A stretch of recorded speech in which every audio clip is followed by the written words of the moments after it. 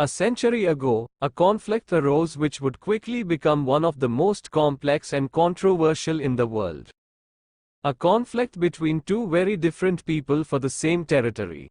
To understand its origins, let's retrace the history of the Jewish people on a map. The Israeli-Palestinian conflict will be explained in a following video. The story begins in 750 BC when the Near East was divided into many small kingdoms and city-states. They were wedged between the Assyrian Empire to the north and Egypt in the south.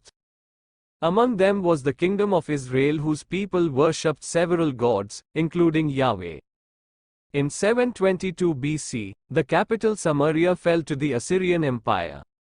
Part of the population then fled to the kingdom of Judah and Jerusalem.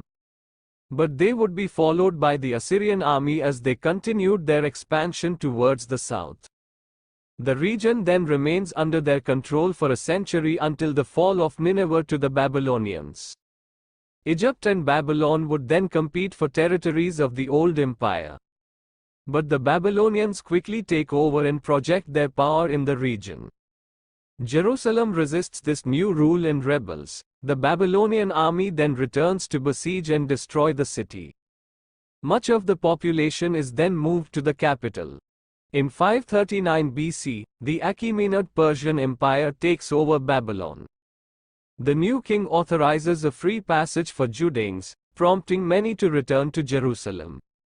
They would then rebuild the city and organize the foundations of Jewish culture by building the Temple of Solomon and writing the Torah. In 334 BC, the ambitious young Macedonian king, Alexander the Great, set out with his army to conquer the known world. In just over 10 years, he rakes up a huge territory and builds many cities. But, exhausted by conquest, he died at age 32 in Babylon without an heir of governing age. The empire was then divided by his generals into various Hellenic kingdoms. Judea came under the control of the Ptolemaic dynasty. A Jewish community settles in the new city of Alexandria and the Torah is translated into Greek. Following a war against the Seleucid dynasty, Hellenic and Jewish culture developed friction to the point that one of the altars of the Temple of Solomon in Jerusalem was dedicated to the worship of Zeus. A traditionalist, anti-Hellenic Jewish militia is organized and takes control of Jerusalem in 164 BC. The temple is restored and the kingdom of Judea becomes independent. A century later, the region was conquered by the Roman army. The Judeans would organize two major revolts against the new regime, which were violently crushed. The first revolt in 66 provoked the siege of Jerusalem, followed by the destruction of its temple. The only wall of the enclosure that survived would become known as the Wailing Wall. During the second revolt, the city was razed and a great part of the population slaughtered. This time, the Jews were forbidden a safe passage to Judea. Many migrated to Galilee and across the empire. Towards the end of the Roman Empire, Christianity was the dominant religion and Jerusalem a place of pilgrimage. The largely well-to-do Jewish community in the Mediterranean basin began to be persecuted, especially in the Visigoths and Byzantine Empire.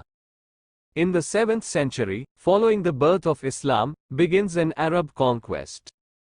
In some cases, Jews support the conquest in the hope of better conditions. They are tolerated by the Arabs and only polytheistic peoples are forcibly converted. In Jerusalem, the Dome of the Rock is built, making the city holy to the three monotheistic religions. The Arabs arrive at the Iberian Peninsula, which they call Al-Andalus. Here, 5% of the population is Jewish, ushering in a golden age of culture. Meanwhile, in Europe, Jews are not only tolerated as people who witnessed times before Christ, but also as the sole traders between Catholics and Muslims. This allows Jews to gradually establish themselves in all of Western Europe. In the 11th century, the Seljuk Turks, a Central Asian people, began their expansion and reached Jerusalem. They persecute Christians and forbid pilgrimages to the city. In response, Christians in Europe organized crusades, military and religious expeditions to the Holy City. Along the way, they massacred Jewish communities who they now consider a deicide people, who killed Jesus Christ. In 1347, Genoese merchant boats from Kaffa helped spread the Black Death. In 5 years, the disease wreaks havoc in Europe, killing almost half its population. A rumor spreads accusing Jews of poisoning wells, resulting in their persecution mainly along the Rhine and Rhone region and their eventual expulsion. In Spain, the Reconquista ends. The Catholic kings serve an ultimatum to the Jews to either convert or leave. The majority, who choose to leave, settle along the Mediterranean coast, mainly in the Ottoman Empire, where they are welcomed. The Poland-Lithuania Commonwealth becomes a haven for Jews from Western Europe due to favorable migration policies. In the 17th century, the region hosts more than 3 lakh or about half of the Jews in the world. But everything changed in 1648 with the revolt of the Cossacks, Ukrainian peasants, against the nobility and the Jews. They accused the Jews of having a privileged relationship with those in power. More than 1 lakh Jewish people are killed or flee the region. This episode would weaken the Polish-Lithuanian Commonwealth, besieged on all sides by neighboring powers. In 150 years, the region falls and its territory is carved up. The Jewish community is divided and 9 lakhs of them find themselves in the Russian Empire, where they are not welcome. They quickly become the targets of attacks called pogroms, a Russian term meaning devastation. Given the lack of response from authorities, these attacks become more frequent and deadly. The Jews then emigrated to the United States and Western Europe, which in the meantime, has improved their living conditions. It is in this context that the first Zionist Congress is held in Basel in 1897, contemplating the founding of a new homeland for the Jewish people in Palestine. But the Ottoman Empire is fiercely opposed to the project.